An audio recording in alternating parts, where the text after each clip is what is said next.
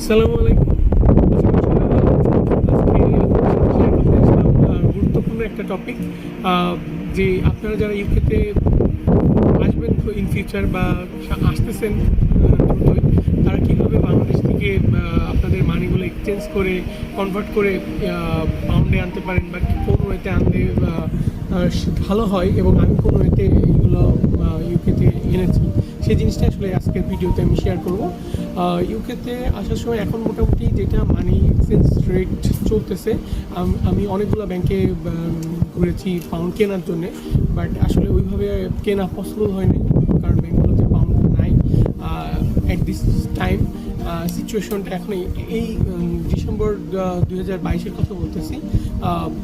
আমি অলমোস্ট 3-4টা ব্যাংকে যেগুলোতে আমার অ্যাকাউন্ট আছে, যেগুলোতে আমি ভিজিট করেছি পাউন্ড কেনার জন্য, পাওয়া যায় নাই।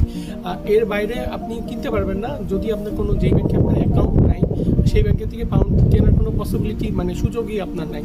যেগুলোতে আপনার অ্যাকাউন্ট আছে সেগুলো থেকে আপনি কিনতে পারবেন। লাইক আমার কিছু ব্যাংকে অ্যাকাউন্ট ছিল, premier bank, EBL, prime bank, আরও কিছু ইউসিবি, এগুলোতে আমার অ্যাকাউন্ট ছিল। আমি ট্রাই করছি ওগুলো থেকে পাউন্ড কেনার জন্য, বাট আলটিমেটলি আমার রেজাল্ট 0 ছিল। আমি আসলে ওই পাউন্ড কেনার জন্য কোনো ধরনের যেই মানে তাদের এন্ডের থেকে পাউন্ড অ্যাভেলেবেল ছিল না, আমি কিনতে পারি নাই।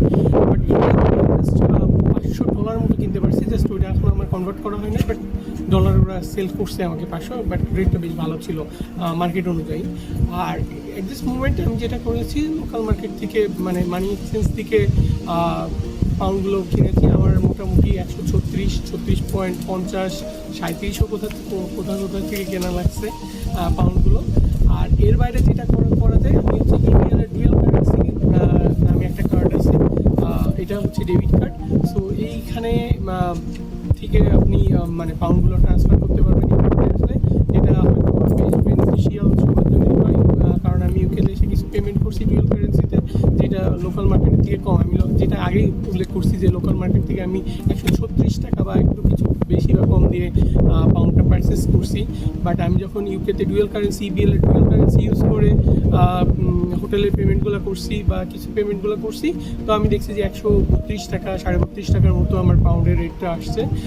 এর বাইরে আমি একটা কার্ড কিনছিলাম, এটা হচ্ছে প্রিমিয়ার ব্যাংকের ট্রাভেল কার্ড। এটাও যে সবার জন্য অ্যাভেলেবেল না, আমার একজন পরিচিত ফ্রেন্ড ছিল প্রিমিয়ার ব্যাংকে চাকরি করে, তার মাধ্যমে আসলে কালেক্ট করা সম্ভব হয়েছে।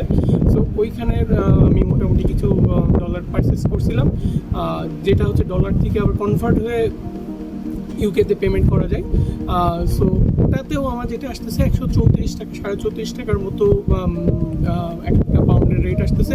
বাট ওটা লোকাল মার্কেট থেকে কম, যেটা আমি বলছি যে 136 টাকা করে আমি লোকাল মার্কেট থেকে কিনেছি।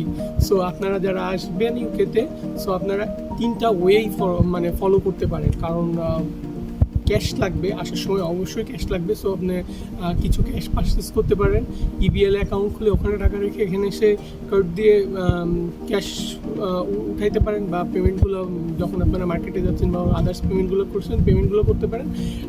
পাশাপাশি প্রিমিয়ার ব্যাংকের যেটা, এটাও যদি অ্যাভেলেবেল থাকে, সুযোগ থাকে, বা সেই সময় যদি এটা কেনা পসিবল হয় ট্রাভেল কার্ডটা, সো আপনারা এই ট্রাভেল কার্ডটা আপনার টাকাগুলোকে কনভার্ট করতে পারেন পাউন্ডে, অথবা আপনার যেই কারেন্সিতে আপনি চান।